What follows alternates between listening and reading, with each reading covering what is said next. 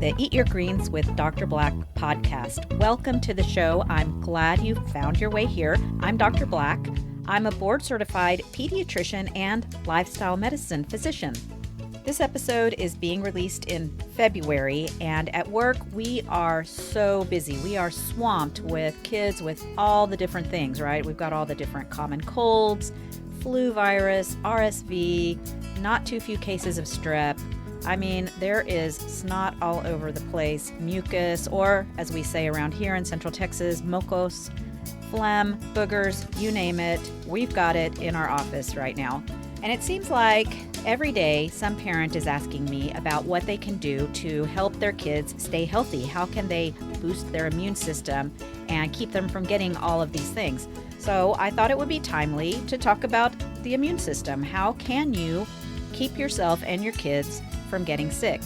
Now, I do want to just say, if you put two kids together in the same room, they're going to swap germs. If you have a human body, you're going to get sick, at least some of the time. In fact, I find it a little bit annoying when social media influencers or YouTubers come on and tell you, if you just take this one supplement or do this one thing, eat this one food, whatever it is, they guarantee you will never get sick. And let me just tell you, that's not the case. That's not what we're talking about here. On average, young children will get anywhere from 6 to 8 colds every year, and that's just normal. Fortunately, that gets to be a little less frequent as they get older, but it's just human nature to occasionally come down with a cold or the flu.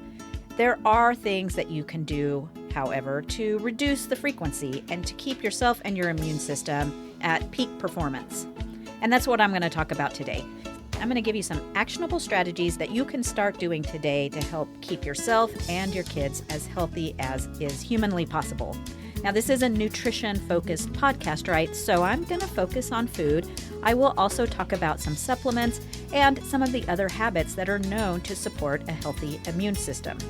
And honestly, if you happen to stumble across this podcast, say in June, when it's not the peak of cold and flu season, it's still going to be relevant. These are things that you can do all of the time to keep yourself as healthy as possible. Before I get started, I do have a question for you. Why did the banana go to the doctor? Because it wasn't peeling well. So to get started, I'm going to talk a little bit about the science, as I do. This is an evidence-based podcast. So what does science say about the effect of our diet on our immune system? First things first, I want to say a few words about the immune system. It is an incredibly complex system made up of interconnected components and organs. I mean, we're talking about things like skin, bone marrow, your spleen, the thymus, your lymph nodes, and even the tonsils. And then there's cells, like the white blood cells, things like neutrophils, lymphocytes, natural killer cells, macrophage. And then there are proteins like immunoglobulins, complement, and various chemical messengers called cytokines.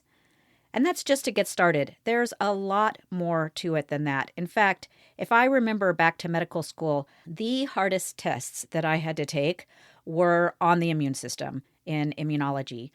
So there's not going to be any one thing that you can do to boost your immune system because it's all interconnected, right? Everything we do and some things that we don't do are going to have an impact. But let's focus a little bit about how our diet, our dietary habits, what we eat, impacts our immune system. And I'm going to go into some specifics in a bit, but to begin with, the most important thing that you can do is just to have an overall healthy dietary pattern. What we do most of the time, and you've heard me say this before on other episodes, but what we do most of the time is more important than any one thing. So there's not going to be one specific food, one specific supplement that's going to help you avoid getting sick. And the science definitely supports that. You may or may not recall that we, a few years back, had this thing called the COVID-19 pandemic, right? It was a big deal, and a lot of people became ill, a lot of people died. But there was quite a bit of variation, and it was a unique opportunity for scientists to try to determine why some people never got COVID, others got it frequently. Some people had little to no symptoms. Other people had very severe symptoms, ended up in the ICU, or even died. And so during that time, scientists did something called a large observational study. It was focused on healthcare workers, mostly nurses. And what they found was that one of the factors that was either a risk factor or alternatively protective was the overall diet. So to begin with, they looked at just things like how many servings of fruits and vegetables people ate. And they found that the people who ate the most fruits and vegetables on average had not only reduced severity of their COVID-19 symptoms, but if they did get it, they were sick for a shorter duration of time. Nurses who followed a low-carb diet for weight loss, and so of course a low-carb diet is naturally going to be lower in things like fruits and whole grains, things like that. They compared nurses on a low-carb diet to nurses who followed a predominantly plant-based diet, and they saw similar things. The rates of COVID-19 were lower. If they did catch it, it was much less severe. They were much less likely to be hospitalized or die from COVID if they followed a plant-predominant diet, to the tune of 73%. I mean, this is not a small number. And remember, I said this is a large number of people across multiple countries, and it was consistent. So we have people in different countries with different cultures, different dietary habits.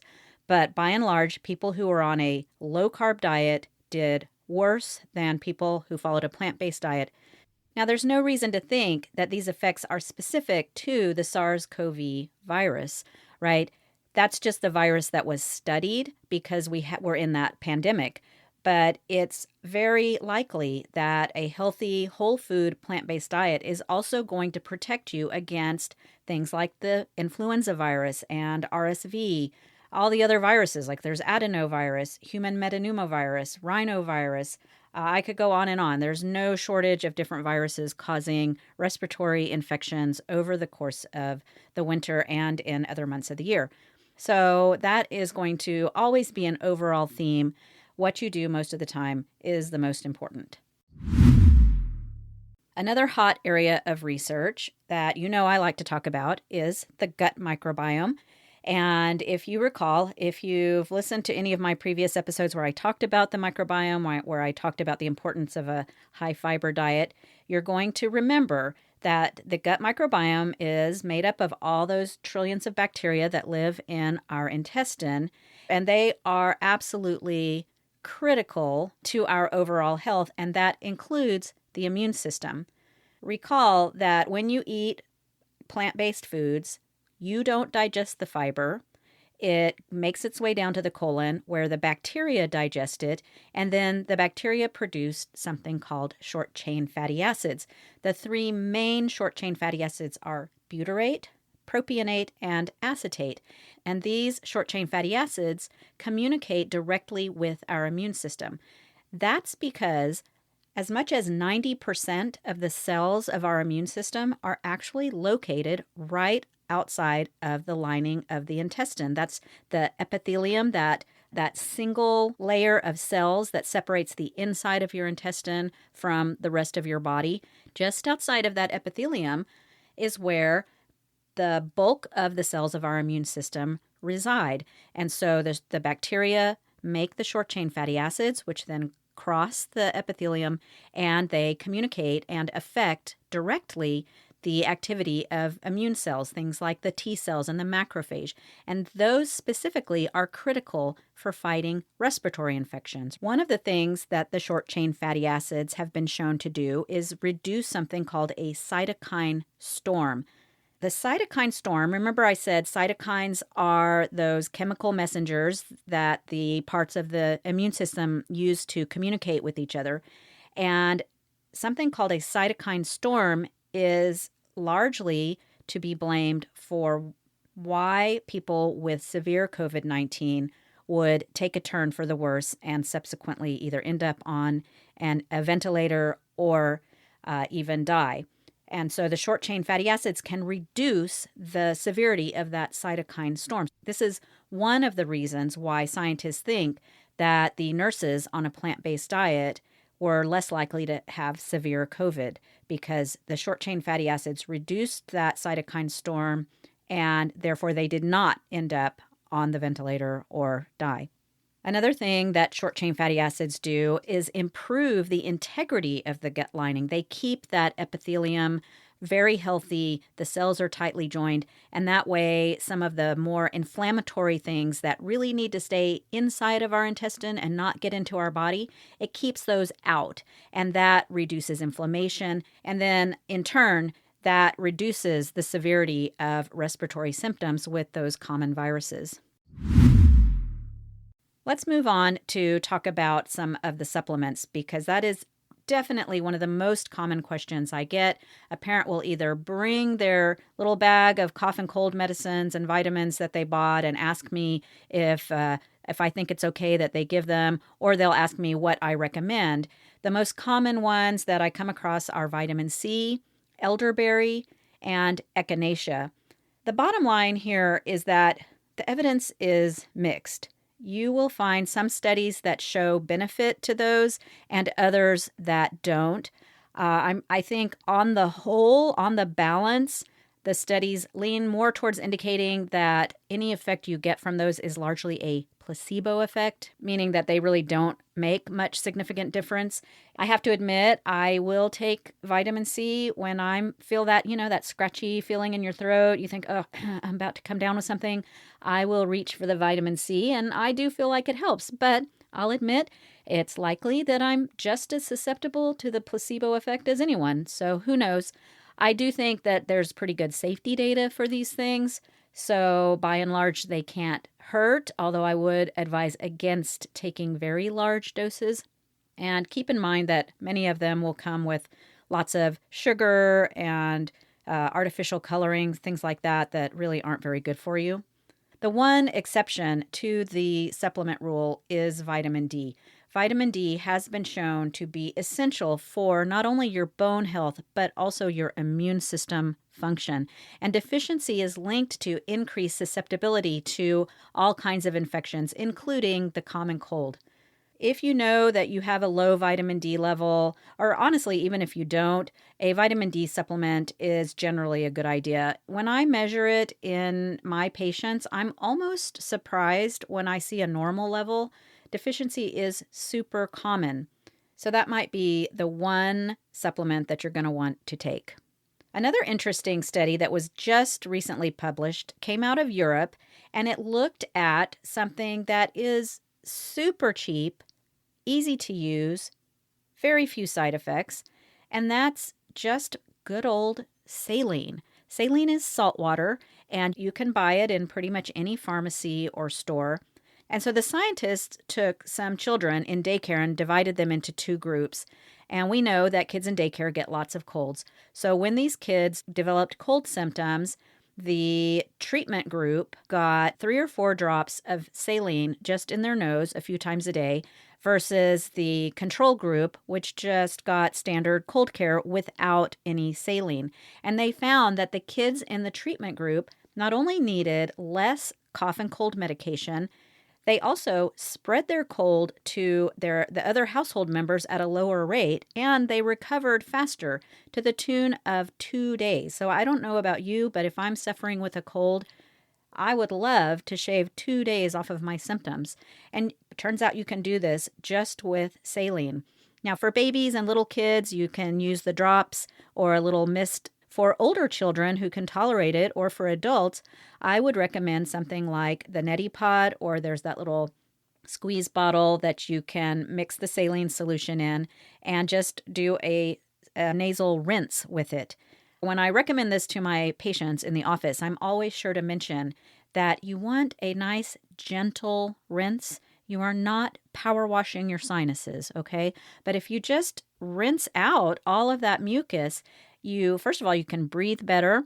You're going to have those benefits of the shorter duration and the lower need for cold medicine.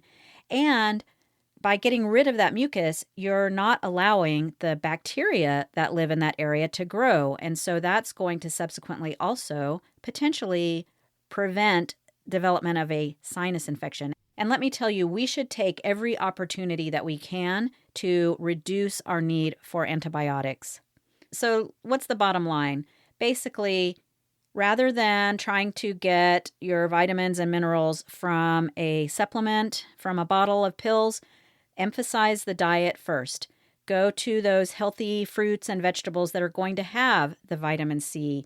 They're going to have all of those great antioxidants that are going to keep you healthy. They're going to have the fiber to feed your gut bacteria so that they can make all those amazing short-chain fatty acids.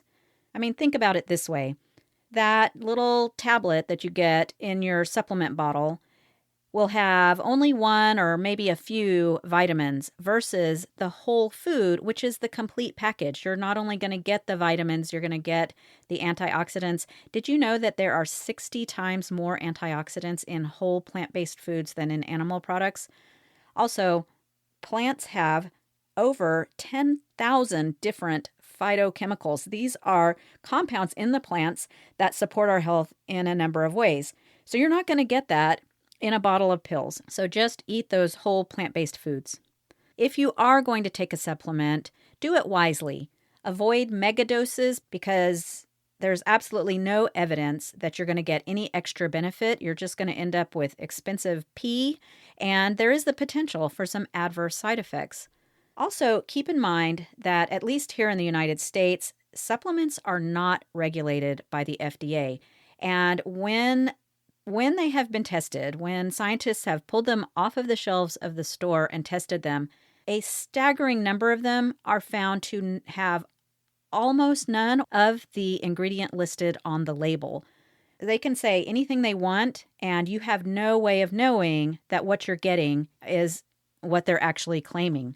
So just keep that in mind. If you are going to buy a supplement, look for one that has a third-party certification mark from a reputable organization.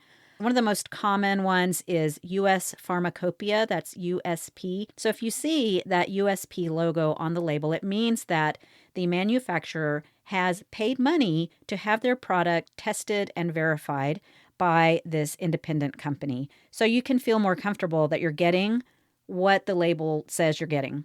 And of course, it needs to be said that before you start any kind of supplement, make sure you check with your doctor, your healthcare provider, because there can be interactions between supplements with other medications, or maybe you have some health issue that would make that dangerous for you. So be sure and check with your doctor before you start any new supplements.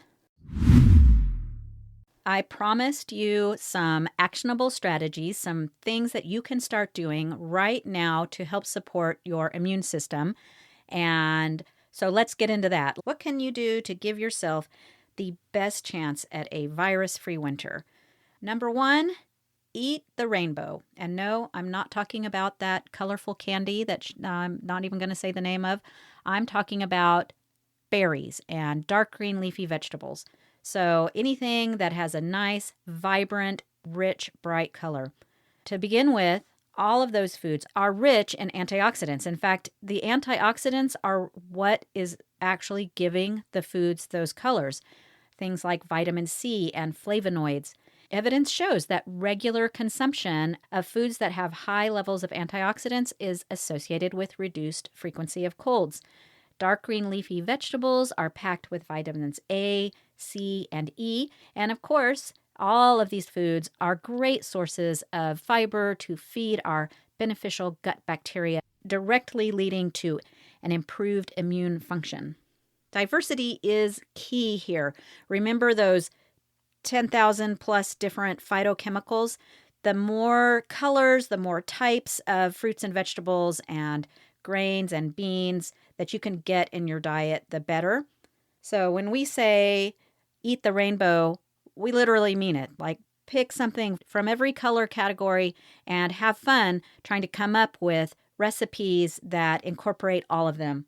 Number two is mushrooms. Mushrooms are really interesting.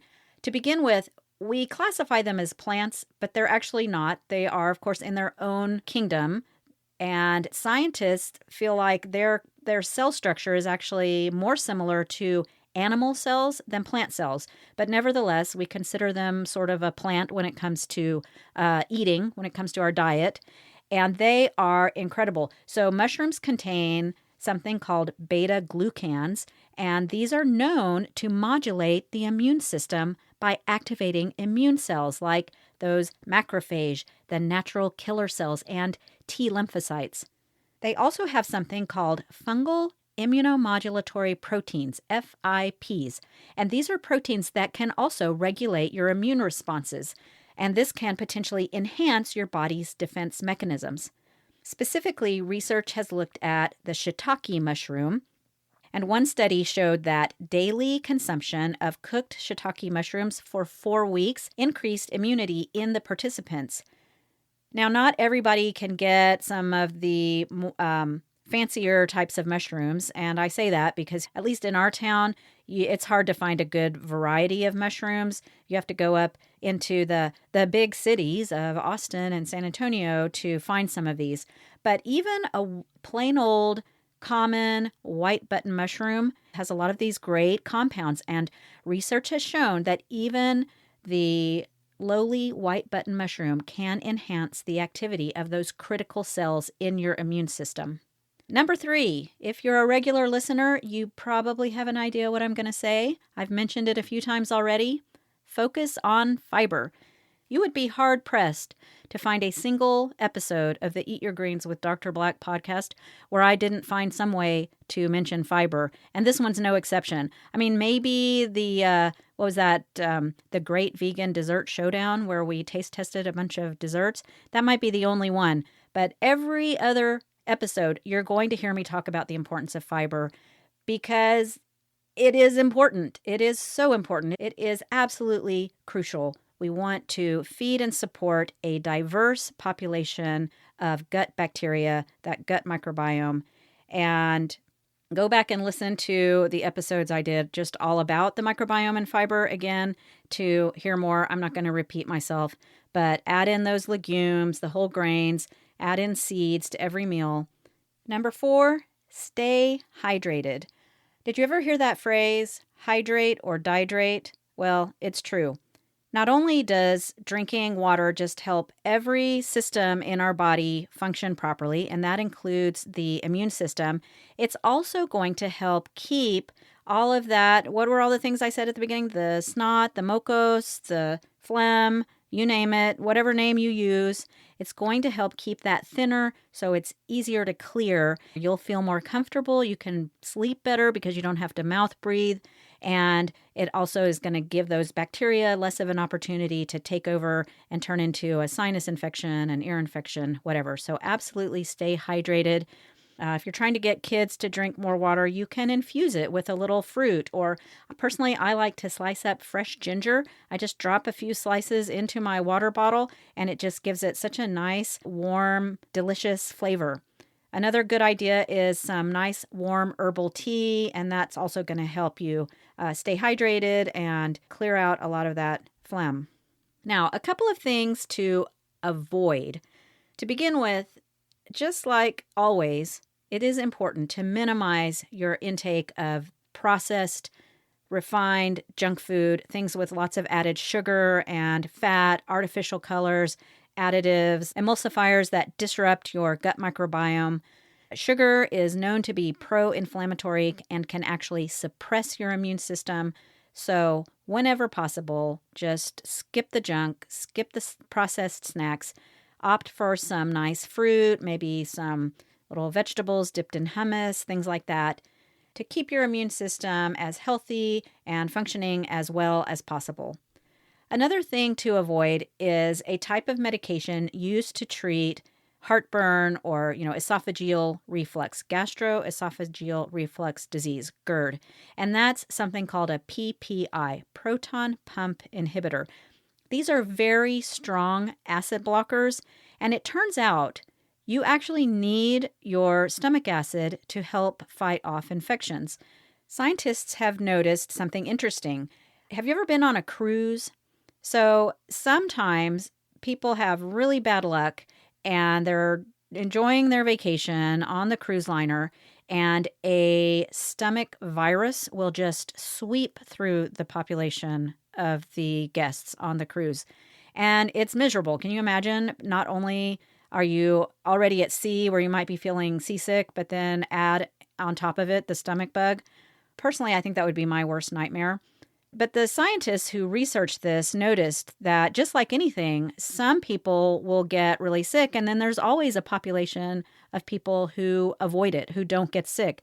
And there's a number of reasons for this, but one of the things they noticed was that if the guest was taking a PPI medication, they were much more likely to come down with that stomach virus than people who were not taking it. And that's because the stomach acid actually is needed to kill off those viruses before they can cause disease. We also see this in babies. Babies can have reflux just like anybody else. And in the past, it was recommended to treat it with these acid blocking medications. But the same thing was seen. Babies on PPI medications are more likely to develop a respiratory virus, whether that's something like the common cold or something more severe like the RSV virus. So now we try really hard to avoid treating reflux in babies with medication.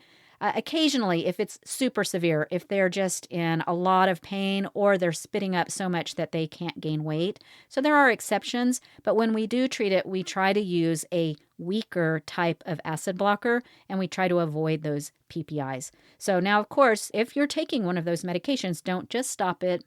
Talk to your doctor first and see if you guys can come up with a plan. Maybe there's some alternative medications or some other things that you can do to help prevent your reflux symptoms. But yeah, please don't just stop your medication based on what I tell you on this podcast. My malpractice attorney wants me to make sure that I said that. Now, what are some other things outside of your diet that you can do to stay healthy and keep your immune system working its best? Number one is be sure to get enough sleep. Insufficient sleep significantly weakens your immune system by decreasing the production of infection-fighting antibodies and cells. It increases the inflammatory cytokines and also has been shown to reduce the activity of the type of cell called a natural killer cell. Adults, on average, need between 7 and 9 hours of sleep, and kids need even more, anywhere from 9 to 12 hours, depending on how old they are. I did do a little short fun facts episode about sleep. Go back and listen to that. I'm planning to do a longer episode in the future that goes into a lot more details, so look out for that. The next thing you can do to reduce your risks of coming down with a respiratory virus is exercise.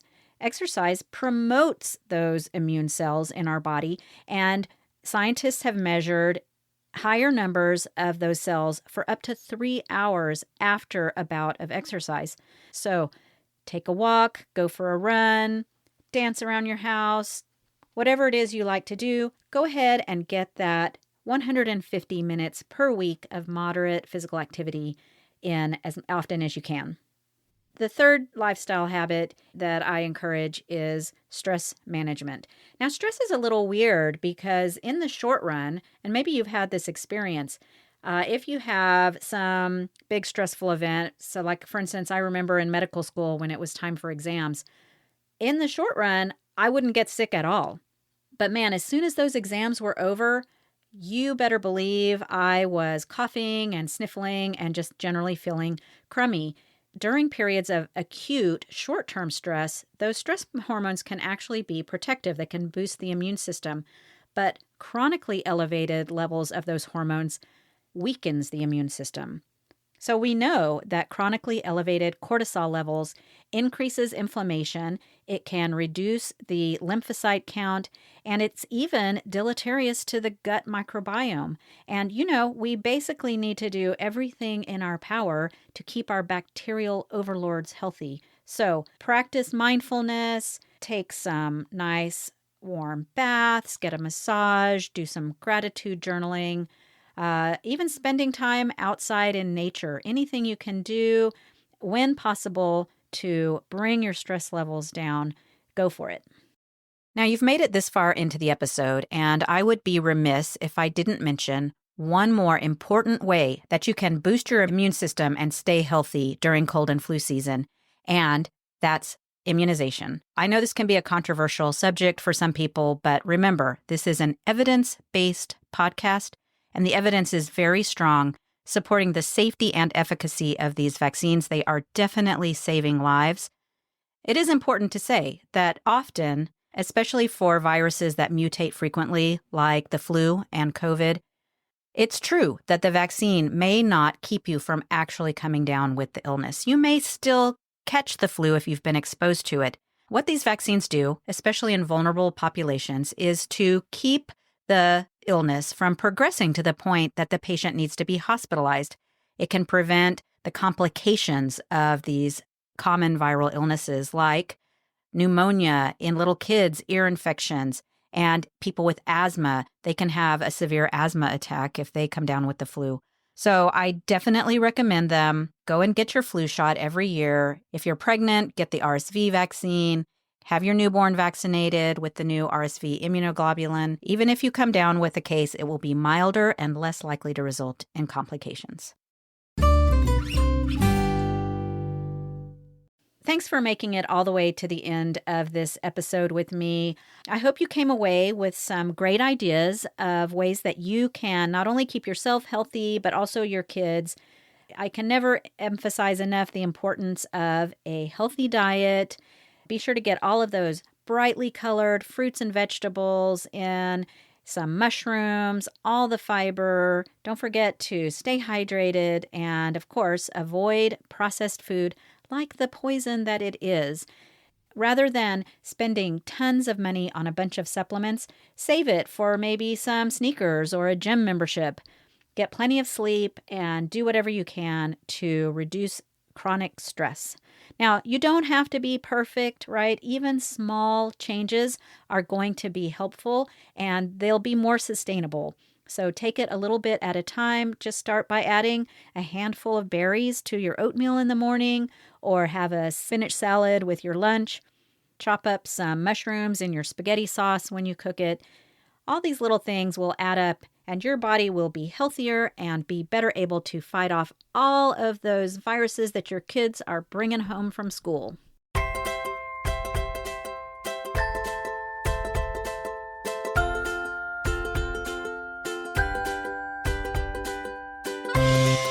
By taking care of our bodies, we give ourselves and our families the best chance to stay strong and healthy all winter and all year round. Now, since you stuck with me and made it all the way to the end of the episode, I'll tell you that in the show notes, I have added a link to a delicious soup recipe, nourishing white bean and lemon soup. So head on over to the Eat Greens with Dr. Black website for that. And while you're there, do me a favor. If you haven't already, subscribe to the show. That way you'll get an email every time I release an episode. All right, I have one more question for you. Why did the cookie go to the doctor? Because it felt crummy. All right, thanks for listening. And don't forget to eat your greens.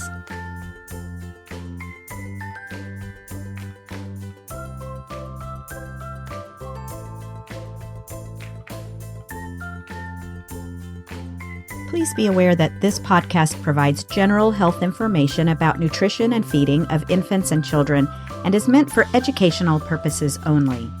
It's not intended to replace the important relationship between a parent, child, and pediatrician. If you have concerns about your child's nutrition, health, or growth, please consult your doctor.